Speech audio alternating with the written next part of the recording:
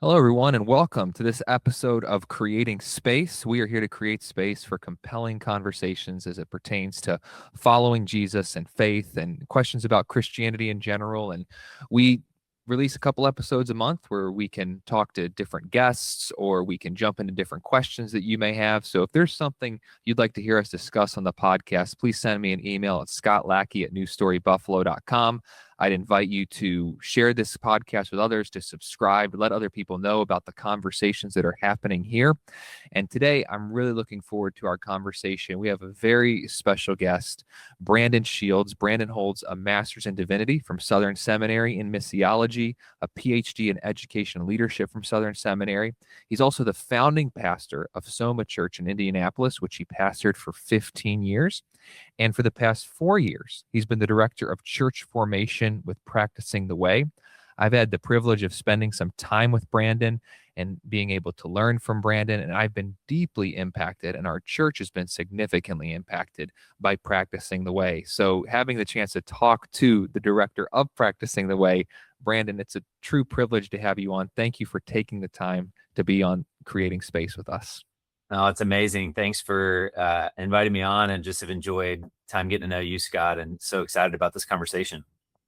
I'm excited as well to dive in a little bit, hear a little bit about your story, hear a little bit about how you've been brought into this formation movement, as some call it, been brought into Practicing the Way.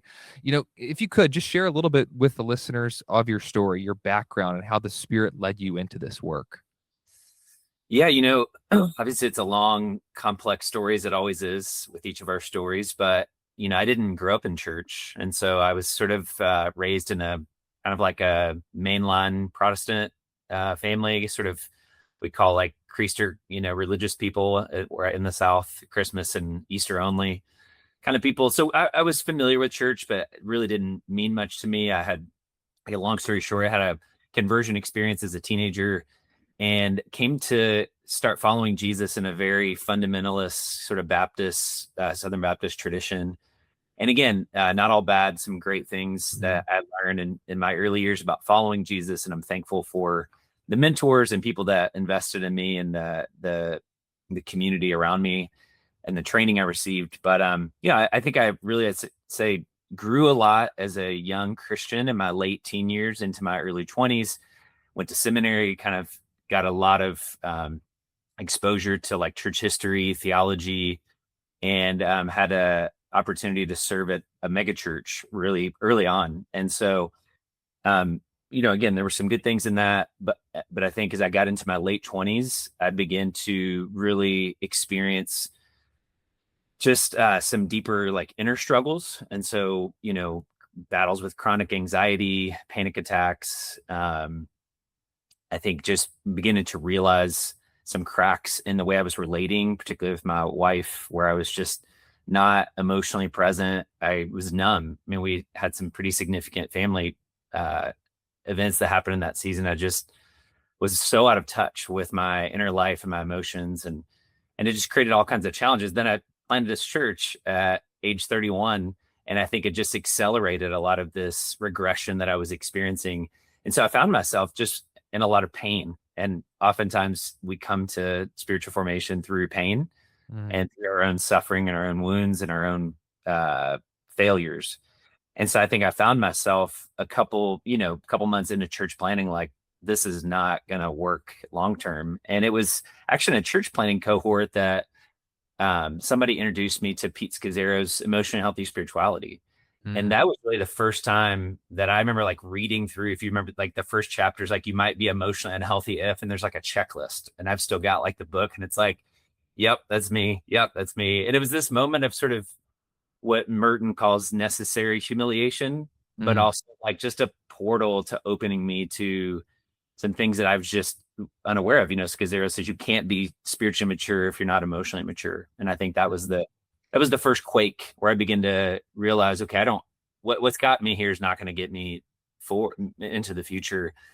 And so I was on this personal journey. My wife and I began on this personal journey, and that included a lot of things. I mean, therapy, spiritual direction, a lot of reading, which is one of the primary ways that I particularly learn.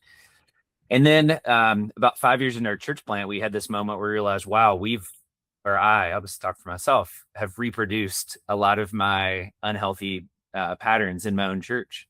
Mm. And just quickly, it was a spiritual health survey that we did for the first time in our church plant, and we were in the midst of a season of growing and all the things you sort of want externally as markers of success in ministry. But as we did this survey, we began to realize, wow, there's a massive gap in our discipleship. And it was the same thing that I had experienced personally, just as a gap in my own discipleship, realizing I'm not becoming in my character like Jesus in the ways that I want to. Matter of fact, I was moving the opposite way. And I think similarly, we begin to see some of those things in our church, especially when it came to just practicing the way of Jesus, basic things like prayer and scripture reading and space for solitude or Sabbath just were non-existent in our church. And so that moment there in 2017 became a catalyst for us to, as a church, to try to figure out what could it look like for us to bring an intentional approach to spiritual transformation into the architecture of our church. When you started bringing that into your church, this essence of spiritual transformation, I'm walking through the timeline a little bit with you. Was this something that you had started adopting in your own life first and then brought it to the church? Or were you trying to do it simultaneously? How did that all unravel and work for you? What were some of the ways which you look back and said, we did that well? And what were some things you look back and say, I wish we could have reworked that approach a little bit? Yeah, I mean, it definitely wasn't strategic at all. I mean, it was a matter of survival. For me, it was about becoming a healthier soul first and foremost. And so, yeah, I was trying to do this work just to become a more mature Christian and disciple. And then my wife, of course, was doing the same in her life. And again, we didn't have categories for this. Like in our Baptist Mm. tradition, so much of our spirituality was shaped by um, you know, the externals of ministry and performance and sort of bigger, better, faster, stronger. That's sort of the like church growth, mega church thing. And so, again, it was just like developing new categories, new embodied practices, trying to get healthy and grow myself. I really wasn't even thinking about how to bring it in the church, but I'm sure that it was leaking out. Like I was talking about this with our Mhm. team. We were talking about the importance of presence. We were talking about the importance of some spiritual disciplines. We were talking about the importance of our interior life. I remember preaching like the first series out of the Psalms on emotions, and that was probably 2 or 3 years in. And so I think the primary I was thinking about is like, okay, this is going to shift like the content of my teaching.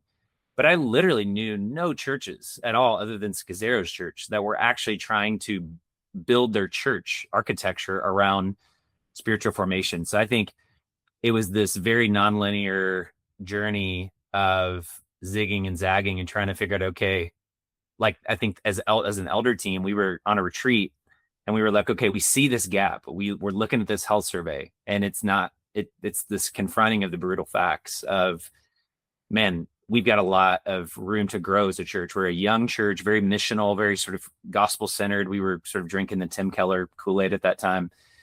But man, when it comes to our life with Jesus, there's just a lack of depth. And we do not, to answer Willard's two questions, what's your plan for discipleship and is it working? We didn't have a plan.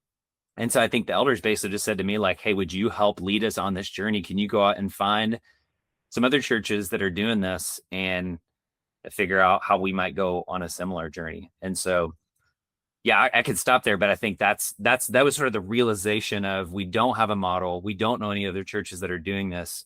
And so we're going to have to just begin to experiment with this on our own, starting with, preaching and teaching, and then figuring out what this means for other areas of our church.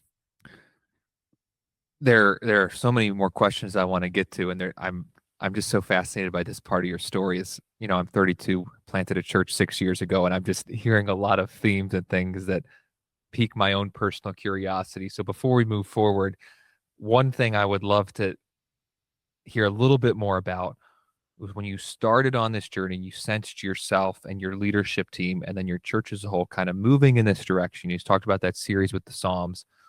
Was there ever a moment where you were perhaps, or maybe some moments where you were a little bit scared about where's this going to take us? And then in that, was there ever a time when you thought, as much as this would not maybe be the right thing to do, it might be easier to just go back to what I know and to what our church knows? Was there ever those kinds of emotions or feelings in the process? Or were you pretty much, we're ready to go, let's keep leaning into this, even though we don't know where this is exactly going to take us? Yeah, I mean, I think it was definitely an iterative journey, and I was never scared about where it would take us. I tend to be a pretty curious person, and because I didn't grow up in the church, I don't think.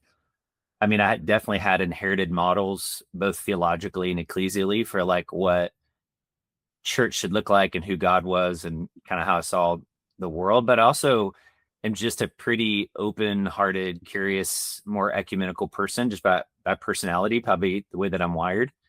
As Willard would often say, I was never afraid to like seek truth wherever it could be found and try to integrate that into my life. So Hmm. I was scared for myself. I think there were moments where I was definitely like, am I crazy? Have I gone off the cliff of orthodoxy? And because, there was quite a bit of resistance in our community. I mean, we were a pretty traditional Midwestern evangelical church, and so I think spiritual formation was definitely foreign to our spirituality, our inherited spirituality.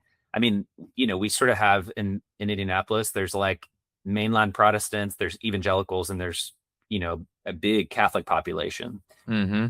Catholics in our church, they were like, oh yeah, welcome to the party, but many of them were sort of like deconstructed or just disaffiliated Catholics, kind of nominal Catholics. Um, but for evangelicals, there was a real allergy to spiritual formation initially, especially talking about practice. Really felt like sort of legalism or repackaged, another repackaged effort at trying to, works righteousness, that kind of thing. So there were rumblings early on about like, what are we doing? Is this safe? Is this okay? This doesn't feel uh, uh, familiar to us. And I think as people begin to a lot of people begin to slowly question, push back, um, and even say things like, have we abandoned the gospel? I mean, that was like a very common refrain in our church from a sort of subset of people that were really had been conditioned by a certain understanding of the gospel. I think I did begin to question, like, am I crazy? Um, it's definitely making a change in my life, but it, it, you know, have I gone outside the reservation? Secondly, I think I was asking, like, am I the right person to pastor this church? Like, what damage could this cause? And I don't want people uh I don't want to hurt people. You know what I mean? So I think I was definitely wary of doing anything that would hurt our church. And then I think yeah, there were moments where I was just like, maybe I need to step away. And I never questioned whether spiritual formation and the things that I was learning were fruitful or right. It was just more like timing and pacing, and then the impact as we really turned over, especially during the pandemic. We were like 5 years into this transition to church, to spiritual formation, and the pandemic hit, and we lost 60% of our church. And again, not all because of this, but I think it just gave some people permission to sort of step away from our church in that season. And so I think that was definitely that was the crisis moment where I was like, all right, we either got to go all in, or we got to do something different. Hmm. Yeah, I always say I'm grateful that our church started a little bit after the pandemic, because I can never say this is what our church was like before COVID. I don't know what that's like. All I know is the post pandemic world. And so there's challenges with all those things that go into it. You said something, and I want to get into the practicing the way and the work you do with practicing the way. And I think this will lead to that. But you mentioned how um, the so there were concerns surrounding works righteousness and what are we getting into here, and that's probably the number one concern I've heard from people as we even lean into the practice that I would say leaning into the practices has been a blessing for our church, and we're continuing to lean into it. I'm excited to go through some of them again. We opened with the 8-week course this year as a church. But if there's a hesitation that people have, specifically those who've come up with an evangelicalism, there's a concern about works righteousness, or how this is working itself out, and what are we doing here? I imagine you've been in this work long enough now that you've thought through a, a pretty well crafted response, perhaps, to that concern. Not to put you on the spot here, but I have some ways in which I've started to wrestle with that and respond to that. But I would love to hear how you respond to that concern from people.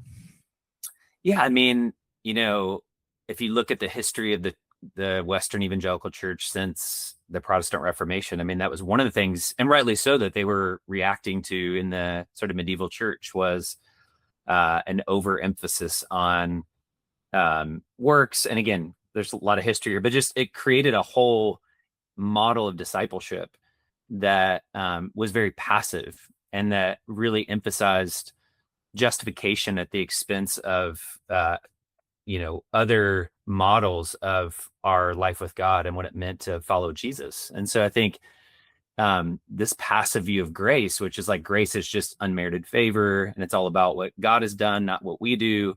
And again, like take understood correctly, I get the sentiment, and I think the sentiment is right. Like obviously the initiative lays with God, and none of this would happen apart from God, and God is the primary agent in our salvation and our transformation.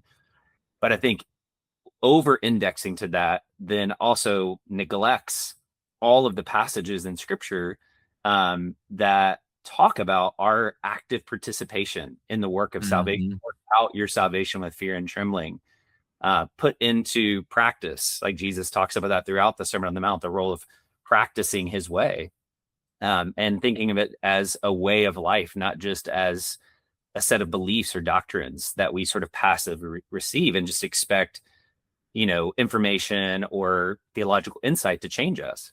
And so there's so much emphasis in the New Testament on participation and on good works that flow out of a transformed inner nature. And so really it was just a matter of taking people back to scripture and reteaching them scripture, starting with understanding the gospel itself as not just a gospel of individual personal salvation, although it's not less than that, but it's so much more than that. It's a gospel of the kingdom where our life is caught up with the very life of God, and God offers us not just forgiveness of sins, but he offers us a new life that requires, as Willard would say, effort, not earning. And so then as we think about that, we present that shift in the gospel towards apprenticeship to Jesus and towards character transformation and our participation in that, we begin to open up the New Testament and we see all of these places that talk about, dozens and dozens of places that talk about good works, not as good works that earn God's favor or merit his approval, but as a signal that something deep within us has changed. And out of the transformation of the sources of our life, our character, our will, our heart, our desires, our minds, out of that begins to flow an embodied practice that the Bible calls good works that glorify God and point others to his beauty and his goodness and his truthfulness. And so, yeah, that was a long journey of really, for me, it was like going back to school even and kind of coming to grips with the necessity of participation. God has a part to play. We have a part to play. As Augustine says, God won't do it without us. We can't without him, but without us, he won't. And so I think that was a re-education for me. And then pastorally beginning to, over time, just really teach our church what it meant to practice the way of Jesus as an expression of transformed character.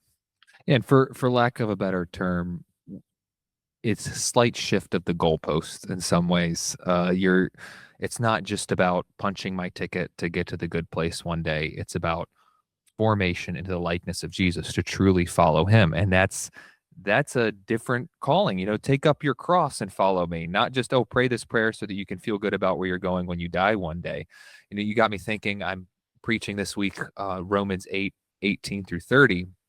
And Romans 8:28, God works all things for the good of those who love and are called according to his purposes. So some modern scholars have been suggesting a different way of looking at that passage, and the Second Testament translation actually translates it, for we know that God co-works all things for good with those who love God, with those called consistent with his intention.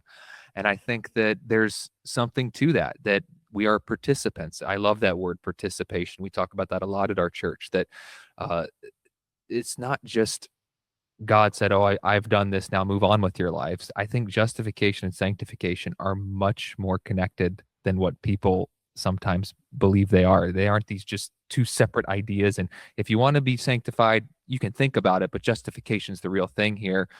We need a broader, more robust standing of justification. It's really tied up in all of these things coming together to become more and more like Jesus. So I love what you're saying there. That which I is, totally click with that. yeah, I mean, Richard Lovelace was talking about this decades ago. He called it the sanctification gap. He's like, for centuries, Mhm. the Protestant tradition, following the Reformation, held justification and sanctification together. It was, conversion, justification, and followed by sanctification, or what we call character transformation or whatever. And that sanctification gap began to open up, through the revivalism of the, 19th century and 20th century. And so, yeah, I mean, people have been talking about this gap for a long time. And I think the question is, how do we close this gap? How do we get back to a vision of salvation as a life of, yes, being justified by God's unmerited favor, but also, as Willard would say, like, we can have such a passive view of grace that it paralyzes us. And Mhm. I love his definition of grace is God working in us to do what we cannot do in our own strength.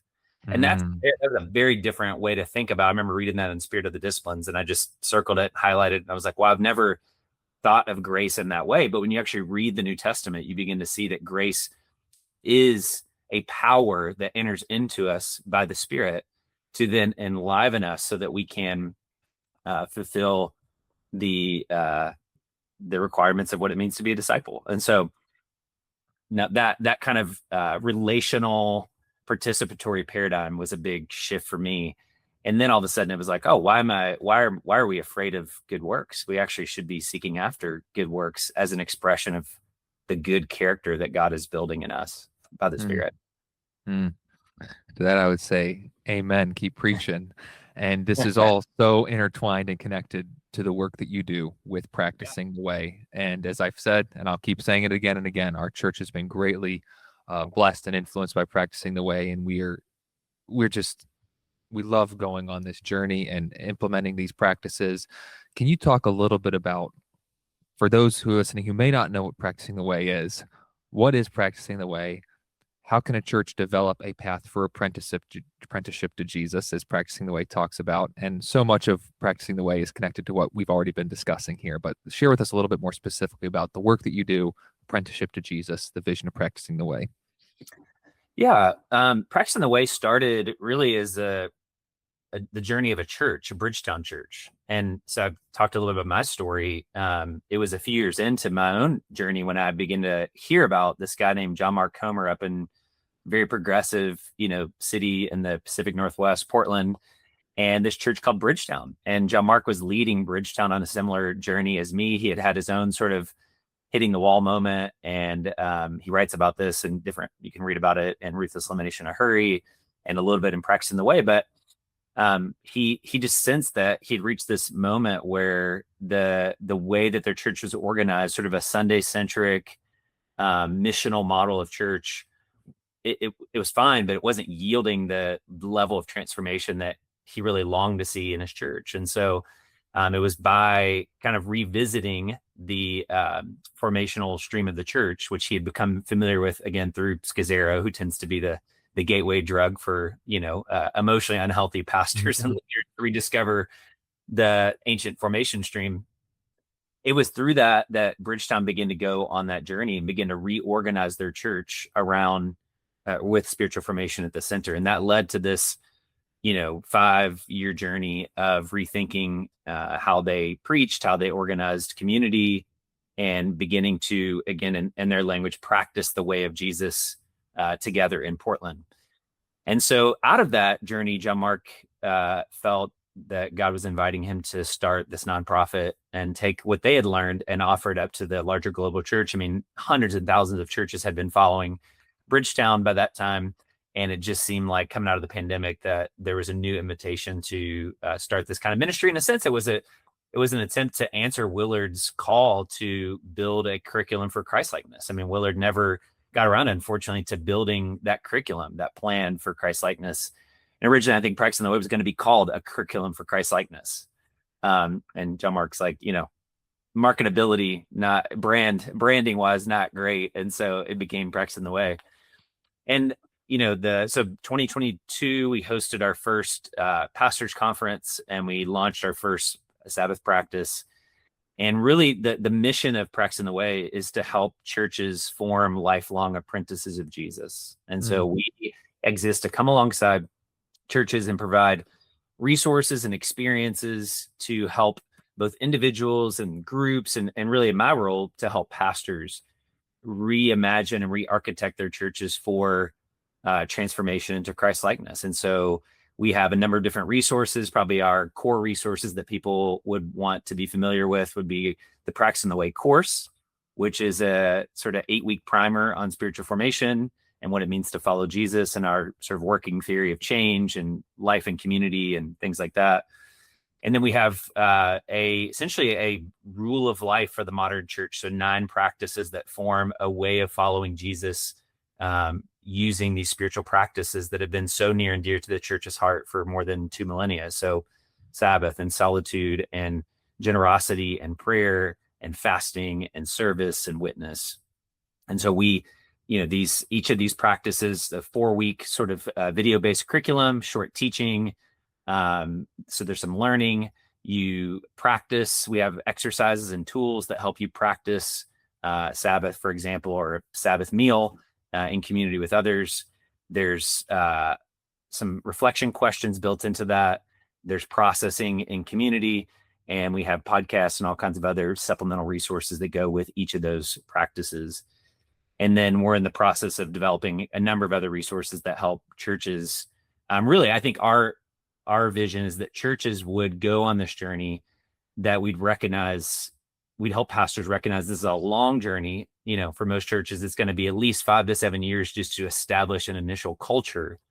mm.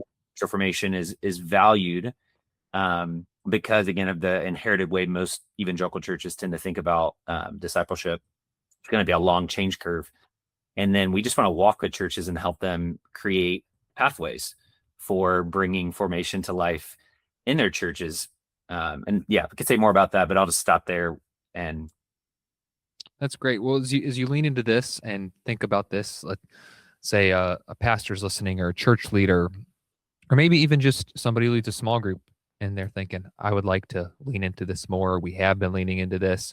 What are some of the greatest hindrances that you've observed that people experience when it comes to apprenticeship to Jesus? I imagine this is something that people might get really excited about at first. Maybe they even do a sermon series on it. Maybe they even try one of the practices, but then it's difficult because you said it'd be 5 to 7 years to really make this part of the culture of a church. So I imagine it could be easy at times to get started with a lot of steam, a lot of excitement, and then kind of maybe plateau out or fizzle out a little bit. What are some of the hindrances that you notice that come up or maybe cause people to not stick with it?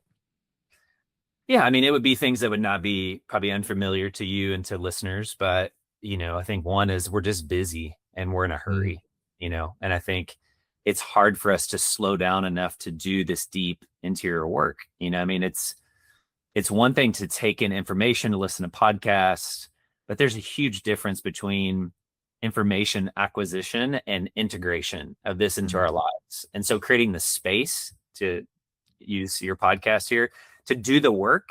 That's why we recommend that people start with the Sabbath practice, and really start with solitude, because we just live in a culture moment that's speeding us up, that's noisy, that's busy with all kinds of distraction.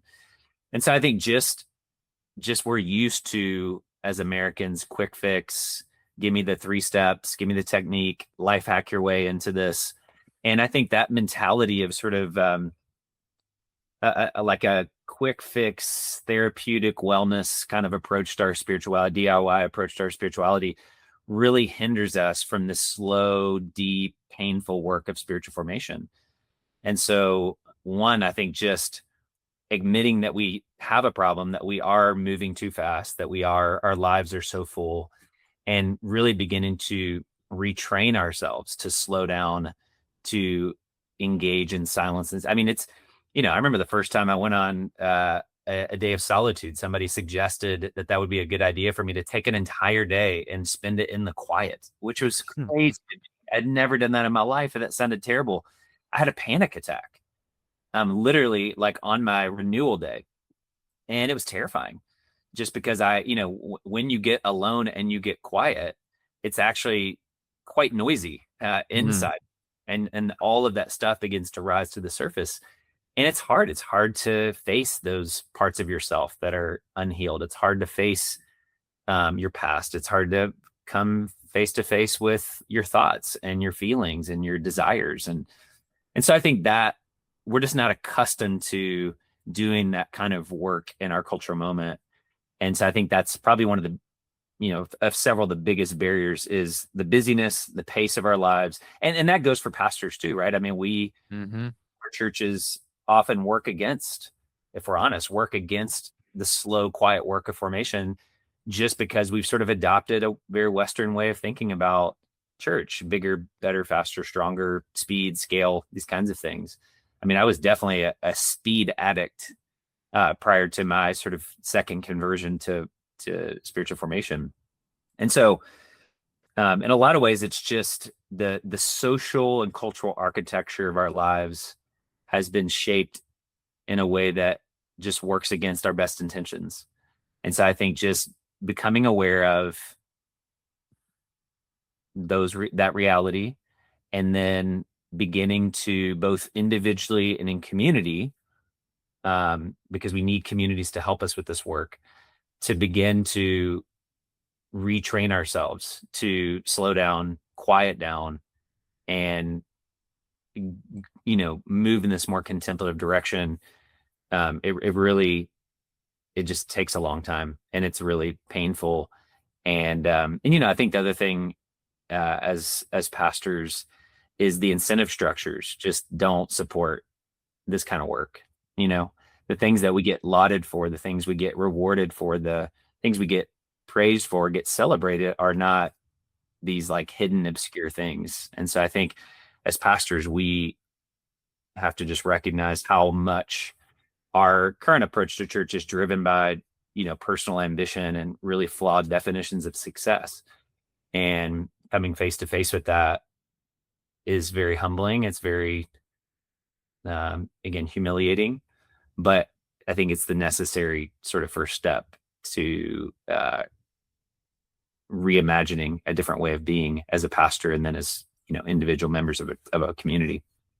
Yeah, they say uh, the priority is budgets, butts, and buildings, in many church cultures, unfortunately. And this is very different than that, than just trying to build a bigger budget and get more butts in the seats and get the biggest building in town. This is a very different direction to move in. And it can be difficult because you're then going to be speaking a different language to your congregation as well about what we value and the direction we're moving. And it's just register different and sound different.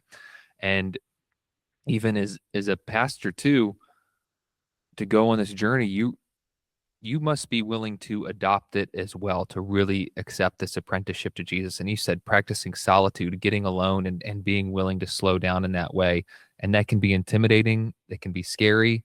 It can be a little bit of, oh my goodness, I have not been alone with myself. I'm just so used to producing and more and more. And it just changes things so much that it sometimes it's easier to, oh, can I just go back to the old thing or the old way? And then sometimes you think, we have this assumption as pastors that just one sermon, if I could just do one sermon or one sermon series, that'll change everything and we'll be good, we'll be ready to move forward. And I by no means want to downplay the sermon. I love crafting a sermon more than most things that I do. I really enjoy it, and the art of presenting a sermon and all that. But the fact of the matter is that most people probably could not tell you my last three sermons, even if they sat through them, and we really overplay. If I could just do one sermon on this, and this whole apprenticeship to Jesus thing, yes, the sermon and the sermon series is very important, but it's about, are you adopting this life? What was the thing Willard said? Like, the most important thing you gift is the person you're becoming, or something. I'm butchering the Yeah, quote, the but most something important like thing that. that gets out of your life is not what you do, but who you become. Yeah, it's, I mean, but this completely changes how we think about things, because we are now on a path of apprenticeship to Jesus and not looking at the pastor as a CEO. Yeah. And I think most pastors, and I would guess most Christians, really want, I mean, I think there's a desire for this deeper Mm, transformation. I think it sits beneath the surface, but when we're in our most honest moments, we long for this kind of transformation, and we long for our churches to be places of transformation. I think for most of us, it's not a like matter of desire or even intention. It's just nobody's ever told us how this works. We don't know how to. We don't want to change. We just don't know how to change. We don't have what we call a working theory of change. And so we have these sort of impartial fragments of the map, and it's like, well, if I just preach good sermons, which again, I'm with you. I love sermons, but sermons by themselves are woefully inadequate to change people's lives. mhm. Same thing with worship and sort of inspiration. It's like I can get into a room and I can sing loudly and I can enjoy uh, participating in worship, but worship by itself and inspiration by itself kind of wears off by Monday morning. And there you are face to face with your character again. And so I think we need a better understanding of how change works. At Practicing the Way, we talk about, sort of 6 key elements of change and transformation. And so this building off of Willard's golden triangle of transformation, sort of his method for envisioning how transformation works in the life of a Christian or even a community. It's teaching. We need teaching to counter the false stories and narratives that we've sort of imbibed through culture and through our families of origin, our first formation environments. We need teaching and truth, which includes sermons, but also includes one-on-one mentoring and all kinds of different ways we engage in teaching. We need new practices to counter sort of the habits that we've developed in our bodies over time, again, conditioned by our environment. We need community to come around us, healers and mentors and companions for the journey. We need the power of the Holy Spirit, which animates all of these things and is the sort of environment at which we're immersed as Christians, as those who are filled with the Spirit of God, as the temple of God. All of this happens over time and then oftentimes through suffering, which is something we don't like to talk about or think about as much as Americans. But pain is often the portal to transformation. It can certainly harden us, but if we're open and receptive to it, we can meet God in our pain, and it becomes this crucible to form the life of God more deeply in us. And so I think understanding that general pattern for change and transformation, and then thinking about how do we begin to sort of restructure our church with that, again, in it, your tradition may have a little bit of a different way of saying that. I think one professor of philosophy who studied under Willard, Steve Porter, says that there's at least 13 different theories of change that exist out there in the Protestant church. And so you may have a slightly different spin on that's more Augustinian and more Wesleyan or whatever it may be. But I think in general, there's broad agreement that those are the sort of the core elements of how change happens in the life of in the soul of a Christian, in the life of a community. And so I think understanding that and then being able to, with intelligence, apply that to the culture of our churches, the culture of our communities, the culture of our staff teams, and even how we think about approaching our ministry, so that I think what we're advocating for Practicing the Way is a more, a new way of approaching our spirituality. And by new, it's sort of just an ancient way of approaching our spirituality, one that's more relational, more embodied, more right-brained, more experiential than the template that was sort of handed to most of us, really, especially in the last 50 years, 60 years since World War II. Next question is going to, at first, really have kind of an obvious answer to it, but I'd like to dig into it a little bit just due to some of the critiques I've heard of the spiritual formation movement before, is that it has an underdeveloped ecclesiology. So that leads to the question of, is spiritual formation a path that someone can take in isolation, or do they need to be connected to a church family? Is this a communal journey, the journey of apprenticeship to Jesus? Yeah, I would argue one of the things I've tried to say a lot to pastors is that we talk about a crisis of discipleship and at Practicing the Way, and I think that has sort of two sides to it. The church has a crisis of discipleship, right? We have this gap in our discipleship based on the way that we've kind of conceptualized what discipleship is and what it's not and how it's supposed to function. We just kind of talked about a lot of that. But I think there's another side to this that doesn't get talked about enough. And that's that the formation movement has a crisis of church. And so, yes, we have a crisis of discipleship in the church, but uh, discipleship of the formation movement has a crisis of church, meaning a lot of spiritual formation, unfortunately, has happened outside the church. And Mm. so people find themselves going to retreat centers, or it becomes this private, individualized kind of thing that they're doing with a few friends or buddies, at somebody's house, and it's disconnected from a community. And I think it's tragic. And again, I get it. I think for a long time, spiritual formation wasn't welcomed in the church. It was viewed as a threat to the church, or again, it was viewed as Buddhist or sort of outside the boundaries of orthodoxy. And again, some of it, to be fair, has gotten really weird. And there are some heterodox mutations of spiritual formation. When you think about the sort of the third wave, Willard and Foster in the first wave, and you think about how it was kind of working itself into nonprofits, and then now trying to make its way more into the church. I do think some of the early manifestations of it did go awry, and there were good reasons why pastors were afraid of spiritual formation and why people had to seek it outside the church.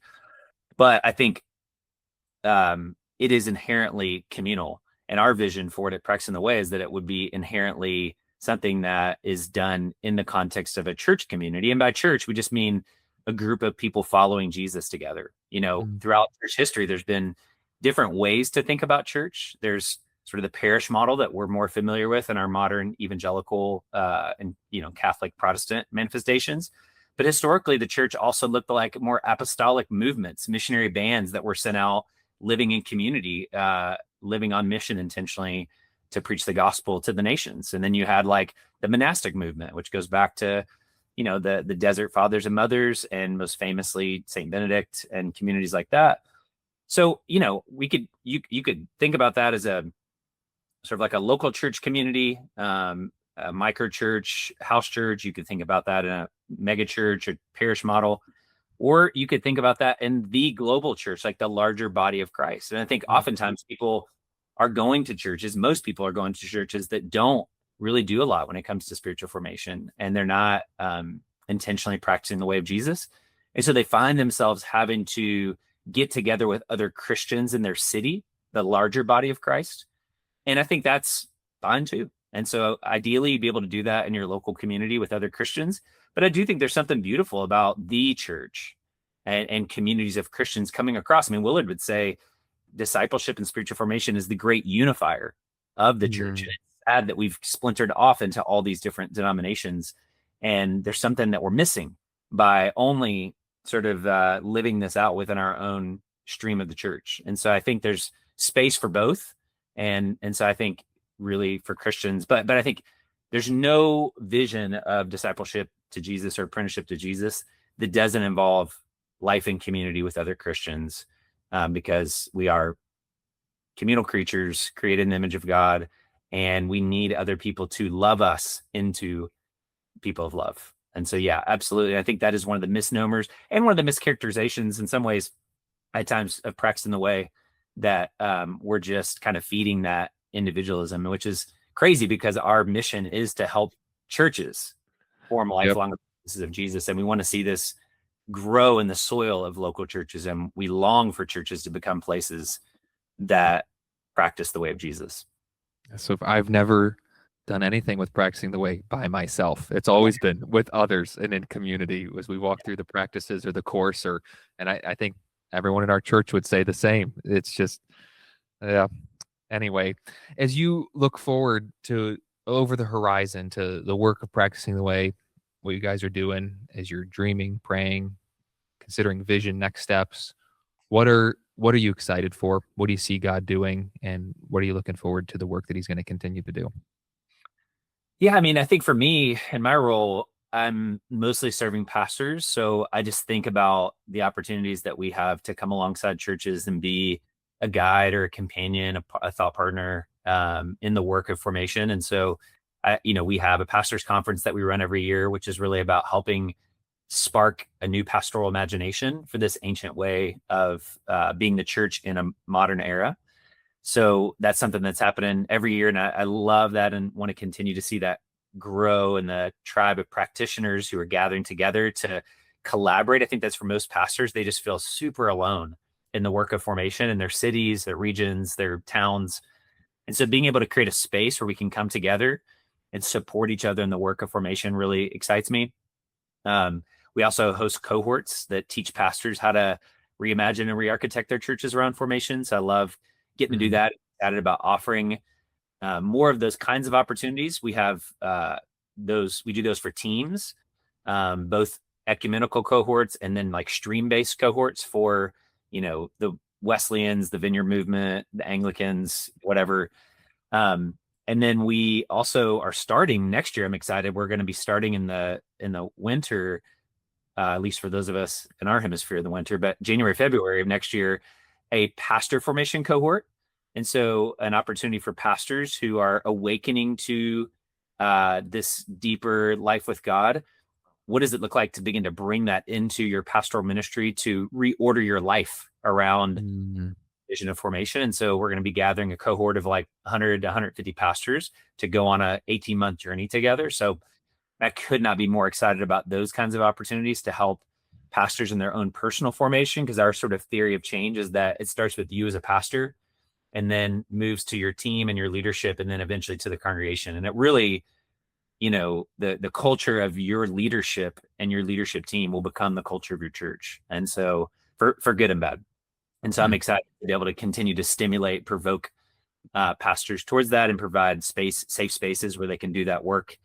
Um, And then, we got some new initiatives and things that we're working on as well for individuals and for churches. We're working on a new believers class, sort of imagine like a post alpha course for people who are following Jesus that kind of sets you up for a new life with mm, Jesus and gives you some basic categories and practices and structures, sort of infrastructure for that journey, kind of post baptism and into life in community.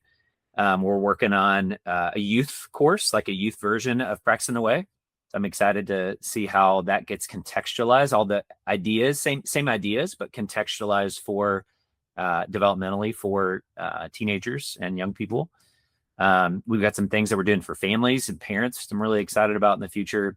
We've just started a new offering called Classes, which is sort of like if you think of the practices as the classic spiritual disciplines, the classes are going to be sort of Khan Academy style, more intensive, deeper interior journey work. So our first one is going to be released early next year, 2027, on hearing God's voice. And so mm. it's going to be multiple sessions done over 10 to 12 weeks, where there's some podcasts that you can listen to. And then there's just this deeper work around how do I learn to hear God's voice? How do I, in the future, learn to offer my whole self to God? I mean, all kinds of things around the interior journey, discovering your identity and calling, things that John Mark's taught in other places, but delivered like we do the practices in a really beautiful, compelling way, where people can do that in community. So yeah, there's a lot of, we have so many ideas and there's so much opportunity. I think for us, it's just, making sure that we pace ourselves and we don't overwhelm people with too much content. We're awash and drowning in content and information, but you know, seriously lacking in wisdom and space to integrate all of that stuff into our lives. Well, it seems all incredibly exciting to me. I know we could totally use some kind of new believers course here. We've already had parents ask about stuff for students. So you guys are, at least for us, tracking in the right direction. So I'm really looking forward to all of that you just shared. So thank you guys for the work that you do. As we close this time, if anybody wants to connect or follow you or follow Practicing the Way in general, any places where they could connect with your work and what you're up to, Brandon, or with Practicing the Way, what would you recommend? What would you say next steps are? Yeah, I would just say practicingtheway.org. We have that's our main website. We have on that site a space for pastors. If you're a pastoral ministry leader, or if you're just a leader in the church, we have a whole pastor page that's dedicated with stories of church formation. Oftentimes that helps to hear, like, okay, I love the vision, but like, what does this look like in real life in different contexts around the global church? So we have a bunch of stories that we've gathered. Some of those are video based, some of those are written. That you can download those and look at those and get concrete examples of what formation looks like in a church. We also have on that site newsletter journals that we're collecting different writings. So I'm writing a journal on a quarterly basis, and we collect those and put those online for people to look at. So there's a number of different resources for pastors on that site. I'd highly encourage you to go there and check out those things. We have, if you're just more of like an individual or maybe like a small group leader, we have a web portal that you can go to, and you can download all of our resources, our practices. On that portal, you can manage your small group through that portal. If you want to set up and run like a 4-week practice or an 8-week course, we have a spiritual health reflection, which I think is one of the most underrated, underutilized resources we have, where you can sort of assess where you're at sort of spiritually using an instrument that we've developed in concert with some psychologists and researchers. And it really uses the fruit of the spirit. Most of our instruments are more like, how did I do this week? And this is more like, how's my character changing? So 38 questions, and you can take this assessment, and then every couple months, you take it again, and we provide some suggested pathways and resources for you as you're seeking to grow to be more like Jesus. And so all that stuff, a Rule of Life Builder, is all available on our website, and I highly encourage people to check that out and engage with some of those resources. And again, just to say, everything we do is free. Everything we offer for pastors and churches is free, and is only made possible by the generosity of our giving community, which we call the Circle. And it's just an incredibly generous group of people who are themselves being transformed by the work of our ministry. Brandon Shields, thank you for sharing with us. Thank you for being on this episode of Creating Space. This was incredibly valuable. I learned a lot from you. Really enjoyed getting to hear more about your heart, your story, what God's doing in your life, and the work of practicing the way. Thank you for joining us. Yeah, thanks, Scott. And thank you to all of our listeners for tuning into this episode of Creating Space. If there's anything you'd like to hear us talk about on the podcast, please send me an email at scottlackey@newstorybuffalo.com. Shoot me a question. We'll have a guest on that's either an expert in the field that you're asking about, or I'll put together some work and try to produce some type of monologue to help engage with your question. But we're here to create space for compelling conversations about faith and following Jesus. Thanks for tuning in to Creating Space. Please like, subscribe, and share with others. We'll be back soon with another episode.